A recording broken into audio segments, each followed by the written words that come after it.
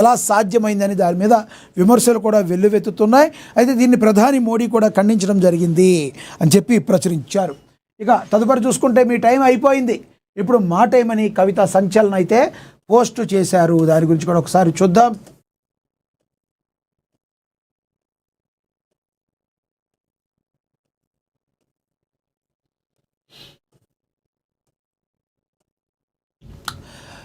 ఇక తెలంగాణ రాష్ట్ర సేన అధ్యక్షురాలు కల్వకుంట్ల కవిత సంచలన పోస్ట్ పెట్టారు. ఇక మీ టైం అయిపోయింది, మా టైం వచ్చిందని పేర్కొన్నారు. నిన్న కవిత తన పార్టీ పేరును టీఆర్ఎస్ అని ప్రకటించిన వెంటనే బీఆర్ఎస్ పార్టీ నేతలు సటైర్లతో పోస్టులు పెట్టగా కవిత పార్టీ ఆవిర్భావ ఫోటోలతో సంచలన కమెంట్ చేశారు. బీఆర్ఎస్ పార్టీ ఆవిర్భావ దినోత్సవ సమయంలో కవిత పోస్టు చాలా సంచలనంగా మారింది.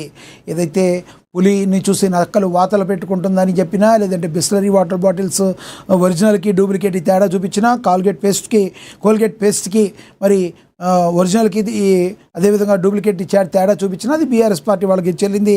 అయితే కవిత కూడా ఏమాత్రం ఆగలేదు. టీఆర్ఎస్ తెలంగాణ రాష్ట్ర సేన కూడా ఏమాత్రం తగ్గలేదు.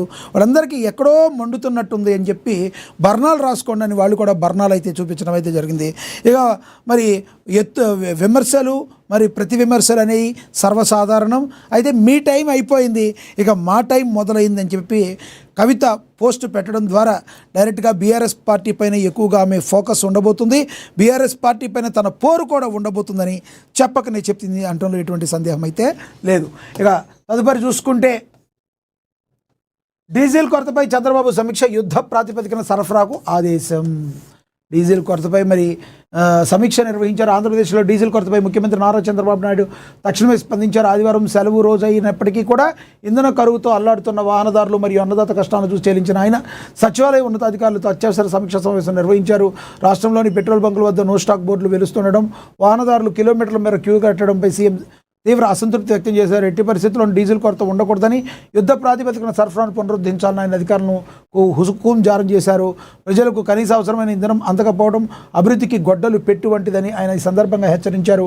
ఏపీ రాష్ట్ర వ్యాప్తంగా నెలకొన్న ఈ సంక్షోభంపై అధికారులు ముఖ్యమంత్రికి సమగ్ర నివేదిక సమర్పించారు. ఏపీలో మొత్తంగా 4,510 పెట్రోల్ బంకులు ఉండగా సరఫరా కొనుగోలు చేయడం వల్ల ఇప్పటికే 421 బంకులు పూర్తిగా మూతపడ్డాయని అధికారులు వివరించారు. ముఖ్యంగా వినియోగదారులు ప్యానిక్ కొనుగోలుకు పాల్పడడం వల్ల కృత్రిమ డిమాండ్ ఏర్పడింది. దీనివల్ల ఉన్న నిల్వలు కూడా క్షణాల్లో ఖాళీ అవుతున్నాయని సీఎంకు నివేదించారు. అంతర్జాతీయంగా అమెరికా, ఇజ్రాయెల్ మరియు ఇరాన్ మధ్య సాగుతున్న యుద్ధ వాతావరణం వల్ల చమురు దిగుమతుల రవాణాలో అంతరాయం కలగడం ఈ పరిస్థితికి ప్రధాన కారణమని అధికారులు వివరణ ఇచ్చారు. అయితే కారణాలు ఏవైనా సరే ప్రజలకు ఇబ్బంది కలగకూడదు, ప్రత్యామ్నాయ మార్గాలు అన్వేషించాలని చంద్రబాబు అయితే మరి ఆదేశించారు. ఇంకొక వార్త కూడా హల్చల్ చేస్తుంది సోషల్ మీడియాలో. పెట్రోల్ మీద 25 రూపాయల వరకు పెంచే అవకాశం ఉందని చెప్పి మరి విపరీతమైన ప్రచారం అయితే జరుగుతుంది. రానున్న రోజుల్లో ఏం జరగబోతుందో మరి ప్రజలందరూ కూడా మరి వాహనదారులందరూ కూడా ఇంకెంత ప్యానిక్ అవ్వబోతున్నారో మనం అందరూ కూడా వేచి చూడాలి. ఇప్పటికైతే చంద్రబాబు అయితే చెప్పారు, ఎటువంటి పరిస్థితుల్లో కూడా ప్రజలకి మరి ఇబ్బందులు కలగకూడదని అత్యవసర సమావేశాన్ని అయితే ఆయన ఏర్పాటు చేయడం అయితే ఆదివారం ఇప్పుడు కూడా జరిగింది. మరి డీజిల్ కష్టాలు ఉండకూడదని చెప్పి యుద్ధ ప్రాతిపదికన వాటిని పరిష్కరించాలని ఆయన తెలియజేయడం అయితే జరిగిందని ప్రచురించారు. సజ్జల భార్గవ్ విచారణ. సజ్జల భార్గవ్ రెడ్డి గురించి మనకు తెలుసు, మరి అనేక ఆరోపణలు ఎదుర్కొన్నాడు. మరి ఎదుటోళ్ళ మీద పోస్టులు హీనంగా పెట్టించడంలో ఇతని పాత్ర ఉంది అని చెప్పి అనేక మంది ఆరోపణలు అయితే మరి చేశారు. సజ్జల భార్గవ్ విచారణ గురించి కూడా ఒకసారి చూద్దాం.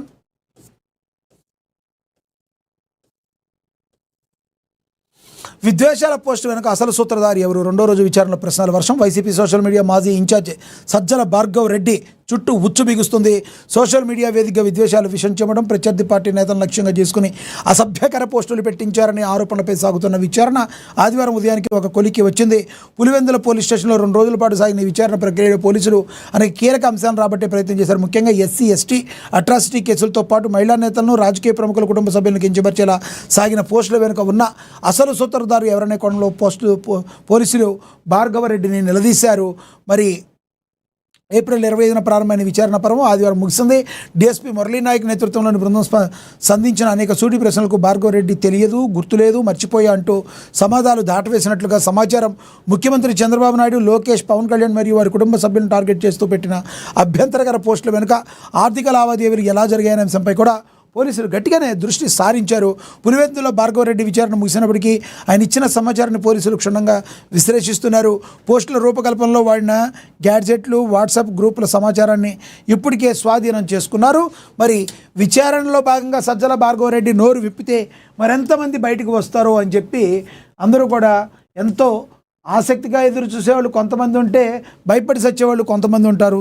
అందులో ఇన్వాల్వ్ అయిన వాళ్ళు చూడాలి మరి సజ్జల భార్గవరెడ్డి ఏం పేరు చెప్తున్నారు. కానీ ప్రస్తుతం అయితే ఆయన అదుర్స సినిమాలో లాగా ఎన్టీఆర్ లాగా, రెండో ఎన్టీఆర్ లాగా తెలియదు, గుర్తులేదు, మర్చిపోయా అని మాత్రమే చెప్తున్నట్లుగా మరి సమాచారం అందుతుందని అడిగితే తెలుస్తుంది జరిగింది. చూద్దాం రానున్న రోజుల్లో ఏం జరగబోతుంది అనేది. ఇక అదేవిధంగా చూసుకుంటే ఇక్కడ మేలో మంత్రివర్గ విస్తరణ ఆశలు, కార్పొరేషన్ పదవులపై కసరత్తు, త్వరలో ముగియనున్న 37 మంది చైర్మన్ల పదవీకాలం, చైర్మన్ల పనితీరు, రెన్యువల్స్పై రిపోర్టు. 2.5 ఏళ్లైనా కూడా ఇంకా అనేక పదవులు ఖాళీ, వచ్చే అసెంబ్లీ ఎన్నికల్లో గెలిపే లక్ష్యంగా వ్యూహాలు. ఇటీవల ఎమ్మెల్యేలకు డీసీసీలు, సెల్ బాధ్యతలు, త్వరలో మరికొందరు ఎమ్మెల్యేలు, నియోజకవర్గ ఇన్ఛార్జీలకు చైర్మన్ పదవులు. ఎప్పుడెప్పుడా ఎదురు చూస్తున్న మంత్రివర్గ విస్తరణ మేలో జరగనుందన్న చర్చ ఇప్పుడు తాజాగా జరుగుతుంది. ఎమ్మెల్సీ అజరుద్దీన్కు లైన్ క్లియర్ కావడంతో కాంగ్రెస్ సర్కార్ అయితే ఊపిరి పీల్చుకోగా మేలో విస్తరణ జరగవచ్చునని తాజాగా వినబడుతుంది. ఏప్రిల్లోనే విస్తరణ ఉంటుందని హడావిడిగా జరిగిన 5 రాష్ట్రాల ఎన్నికల నేపథ్యంలో ముందుకు పడట్లేదు.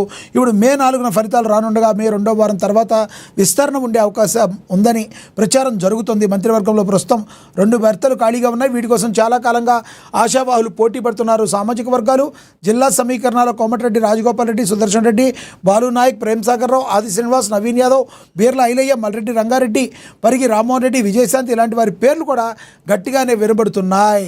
ఏదేమైనప్పటికీ కూడా విస్తరణపై మరి పదవుల పందేరాల్లో మరి భాగంగా ఎంతోమంది ఎన్నో ఆశలు పెట్టుకున్న వాళ్ళు తమ అదృష్టాన్ని అయితే పరీక్షించుకోనున్నారు. వీళ్ళందరి పేర్లు కూడా వినబడుతున్నాయి. మరి ఎప్పుడు జరగబోతుంది ఈ చర్చ అనేది కూడా మనం వేచి చూడాలి. ఇక పెళ్ళి చెప్పుకుంటానని 9.35 కోట్ల దోపిడీ, నటి అశూరెడ్డిపై సీసీఎస్లో కేసు నమోదు, రమ్మించి మోసం చేసిన బాధితుడి తండ్రి ఫిర్యాదు. హైదరాబాద్ మహానగరంలో ప్రేమ పెళ్లితో కోట్లాది రూపాయల దోపిడీకి పాల్పడిందన్న ఉదంతం ఒకటి వెలుగులోకి వచ్చింది. వెండి తెరపై మెరిసే నటి తన నాటక కౌశల్యాన్ని నిజ జీవితంలో కూడా ప్రదర్శించింది. ఒక ఎన్ఆర్ఐ యువకుడిని నిలువున ముంచేసింది. పెళ్లి చేసుకుంటానని నమ్మి బలికి వివిధ కారణాలు చెప్తూ ఏకంగా 9 కోట్లకు పైగా కాజేసినట్లుగా ఆరోపణలు రావడంతో నగరాల వాసులు విస్మయానికి గురవుతున్నారు. ఈ భారీ ఆర్థిక మోసానికి సంబంధించిన బాధితులు, కుటుంబ సభ్యులు పోలీసులను ఆశ్రయించడం అయితే జరిగింది. చూడాలి మరి ఇందులో అవాస్తవాలు ఎంతవరకు ఉన్నాయని మనది వేచి చూడాలి. ఇక తదుపరి చూడొచ్చు, జీన్స్లో జగన్, స్టైలిష్ లుక్లో లండన్ ప్రయాణం, సతీమణి భారత్తో కలిసి విదేశీ పర్యటన. నార్మల్ ఫ్లైట్లో వెళ్ళాడు, అది సొంత ఫ్లైట్లో అయితే కాదు. మరి చూద్దాం. వైఎస్ఆర్ కాంగ్రెస్ పార్టీ అధినేత మాజీ ముఖ్యమంత్రి జగన్మోహన్ రెడ్డి తన విలక్షణ రాజకీయ వేషధారణకు స్వస్తి పలికి అరుదైన రీతిలో సరికొత్త ఆహారంలో దర్శనమిచ్చారు. సాధారణంగా తెల్లటి షర్టు, కాకి ప్యాంటుతో నిరాడంబరంగా కనిపించే ఆయన లండన్ పర్యటనలో సందర్భంగా పూర్తి స్టైలిష్ లుక్లో మారిపోయాడు. బ్లూ కలర్ జీన్స్ ప్యాంట్ అంటే రంగు షర్ట్ ధరించి యువకుల్లా మెరిసిపోతున్న జగన్ ఫోటోలు ప్రస్తుతం సామాజిక మాధ్యమాల్లో విపరీతంగా వైరల్ అవుతున్నాయి. రాజకీయాలకు అతీతంగా ఆయన కనిపిస్తున్న ఈ కూల్ లుక్ చూసి అభిమానులు, సామాన్య ప్రజలు ఆశ్చర్యానికి లోనవుతున్నారు.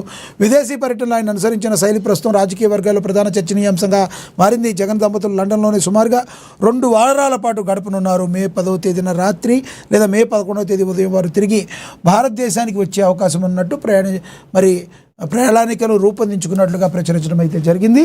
మరి ఆయన వేసవి సెలవుల దృష్ట్యా అనుకోవాలా, లేదంటే ఏదైనా ఒక టూర్ అయితే ఆయన వేయబోతున్నారని కూడా ప్రచురించడం అయితే జరిగింది.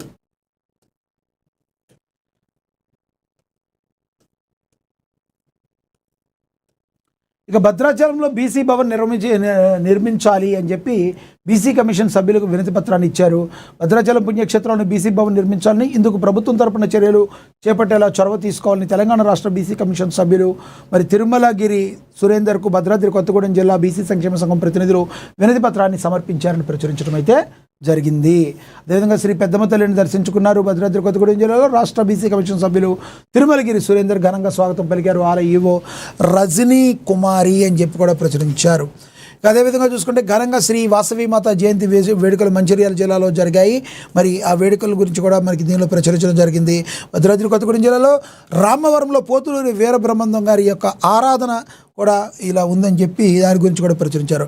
మేడే స్ఫూర్తితో కార్మికుల దినోత్సవాన్ని జయప్రదం చేయాలని కుషాయిగూడలో IFTU రాష్ట్ర ప్రధాన కార్యదర్శి శివబాబు పిలుపునిచ్చారు. దాని గురించి కూడా ప్రచురించారు.